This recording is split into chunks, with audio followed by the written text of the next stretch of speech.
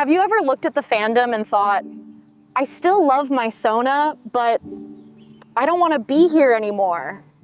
Like, you didn't stop being a furry, you just stopped participating. And if that's you, I promise you're not alone. I'm gonna be real with you. There was a point where I almost left the fandom completely. Not because I hated it, but because I was exhausted. I would open Twitter or Discord and instantly feel my stomach drop. Like I was walking into a room where something bad already happened. And what messed me up the most was this.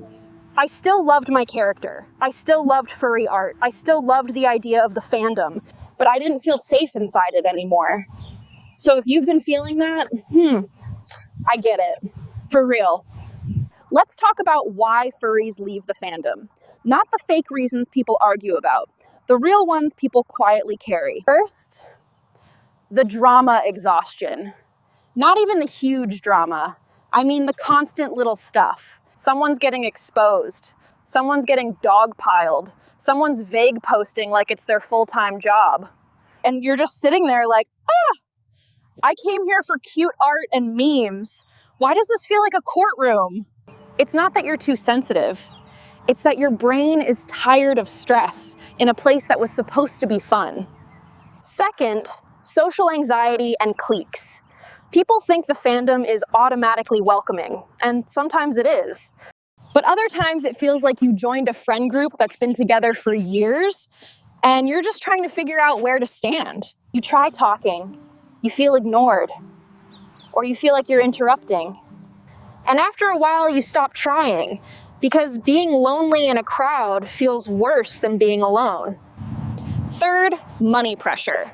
Nobody wants to admit it, but being a furry can start feeling expensive. Commissions, con trips, badges, fursuit parts, merch, and you start seeing people with new art every week, new outfits, new everything.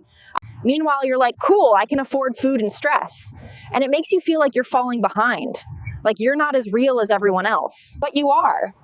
Having less money doesn't make you less of a furry. It just means your life isn't built around spending. Fourth, toxic friendships and emotional manipulation. This one is painful because it's not even about the fandom itself. It's about someone in it. Sometimes you got close to a person or a group and it slowly stopped being friendship and started being control. Guilt, pressure, silent treatment, people making you feel like your boundaries are betrayal. And then the worst part happens. You don't just lose the person, you lose your comfort space too, because everything reminds you of them. Fifth, identity shifts. Sometimes you leave because you're not the same person anymore.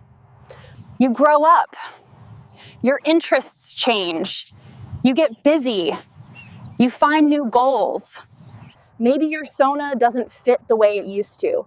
Maybe you change species, style, personality, everything. And you feel guilty like you're abandoning an old version of yourself.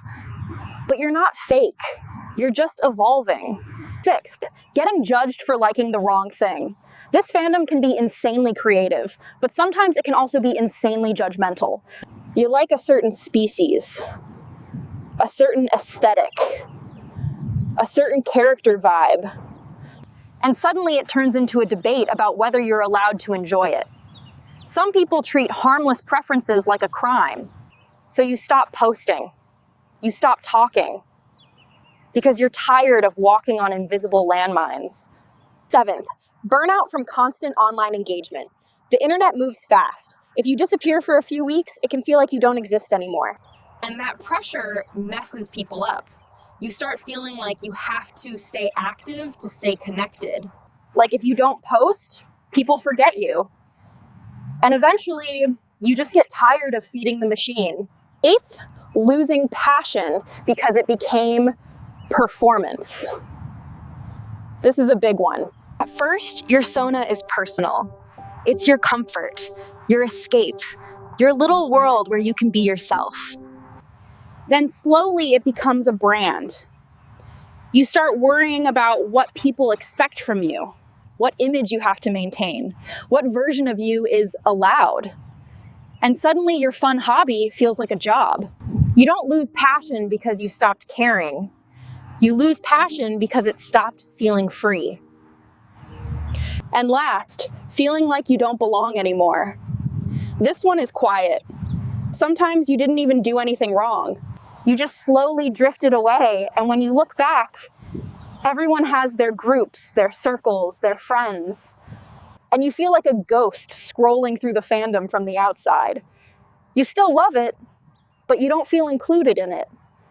And that loneliness hits hard. So here's the part nobody says clearly. Leaving the fandom doesn't always mean you stopped being a furry. Sometimes it means you stopped being in spaces that hurt you.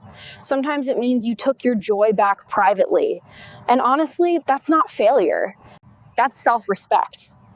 Because you're allowed to love something without living inside it 24/7. If you're someone who stepped back, I want you to hear this. You didn't fail the fandom. You didn't quit. You didn't lose. You protected the part of you that still cared. And whether you come back fully or you just keep the furry part of you quietly to yourself, you're still one of us. Not because you're active, not because you post, not because you go to cons, but because you feel it. So tell me in the comments, what made you step back? Would you ever return? And are you still attached to your Sona? No judgment, just real talk. And seriously, take care of yourself. You're always welcome here.